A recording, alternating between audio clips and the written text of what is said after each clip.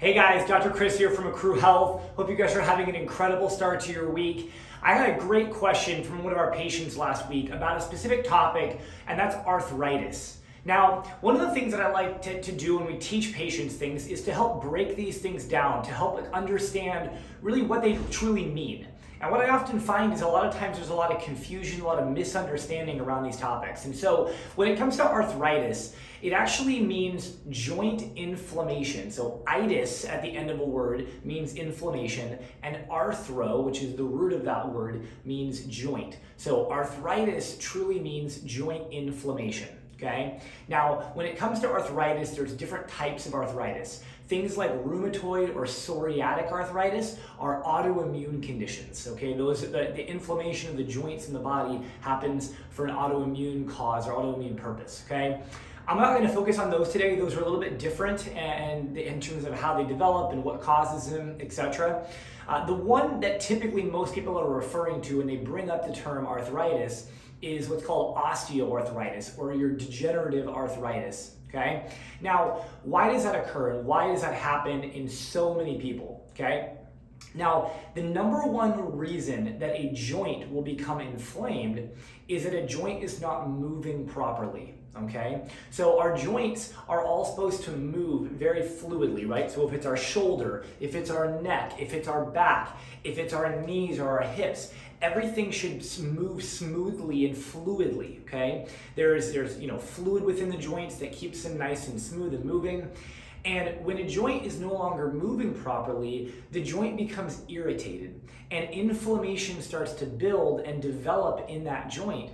And then over time, if that's left alone for days and weeks, what can start to happen is that you start to have degenerative changes in scar tissue that starts to build up. And so eventually, sometimes after, it can take a long time before you feel any pain or discomfort, but we can start to have areas in our spine or in other parts of our body where they were really, really healthy and they start to look really funky, okay? So kind of a quick example, right? This is basically a healthy, vertebra here in the spine, and what those discs should look like in between, and we should have nice, even spacing, okay? And then this example here basically is showing us that things are starting to break down and wear down, okay? Now, one of the biggest misconceptions when it comes to arthritis is that it just occurs because of old age, right? We're just getting older, it's just part of the aging process, etc., okay? Now, here's the problem with that logic.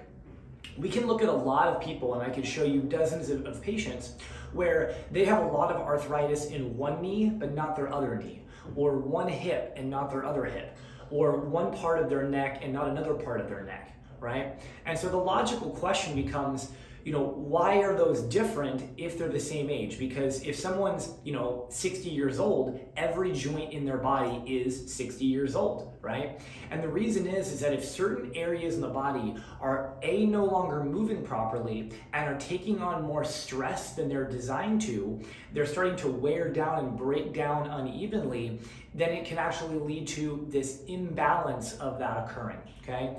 And that's really where chiropractic comes in. Chiropractic, our number one focus that we've talked about so many times is the proper function of that nervous system, and that is that brain to body communication, so everything can function, work, and heal properly in the body. But one kind of additional piece of that, or a really foundational piece, is the understanding that, movement is life, and our body is designed to move and be mobile. And one of the biggest things that impacts people's quality of life as they get older is their inability to freely and smoothly move, and a lot of different joint issues and aches and pains that can start to kind of wreak havoc on their daily quality of life, on their golf game or their tennis game, or just other things that they love to do for fun. And so my big thing is that obviously we do a great job of helping patients when they are dealing with those things later on in life. But the best thing that we can do is make sure that we're taking care of ourselves earlier, because most of these issues start when we're in our childhood, our teenage years, our early adult years, and a lot of these things are starting then. And if we are under chiropractic care, we're getting adjusted consistently, on a weekly basis throughout our life, we can prevent the vast majority of these issues from developing. But for a lot of people, if they don't ever seek help until they're in major pain or have major issues, maybe in their 30s or 40s or 60 60s or 70s, a lot of times it's really, really hard to undo what's already been done, right? And so my encouragement to you today, when we talk about something like arthritis, is to understand that every single day your body is under stress. And the more proactive you are for yourself, for your children, for your grandchildren, right, the better not only their quality of life is going to be, but making sure that for you personally, you can have the life that you want and continue to do the things that you want and the things that you love, which is what matters most to you throughout your life. Right? So that's why chiropractic is such a foundational piece. We look forward to seeing you guys at your next adjustment. I hope this was a helpful and informative breakdown of arthritis for you guys today. I know that's been a common question recently here, and I hope that helps to kind of open some eyeballs around that. And we can't wait to see you guys soon. Have a great week. Thanks.